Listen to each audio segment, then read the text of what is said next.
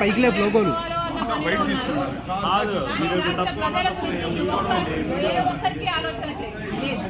చంద్రబాబు గారికి లేదు, అటు జగన్మోహన్ రెడ్డి గారికి.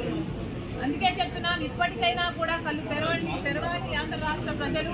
ఇప్పటికైనా ప్రజల మేలు కోరేది ఎవరు అనేది ఆలోచన చేయాలి. ఈ బీజేపీ తొత్తు పార్టీలైన టీడీపీని, వైసీపీని, జనసేనను ఇంటికి పంపించాలని, కాంగ్రెస్ పార్టీని ఆశీర్వదిస్తేనే మనకు ప్రత్యేక హోదా మళ్ళీ సాధ్యమవుతుందని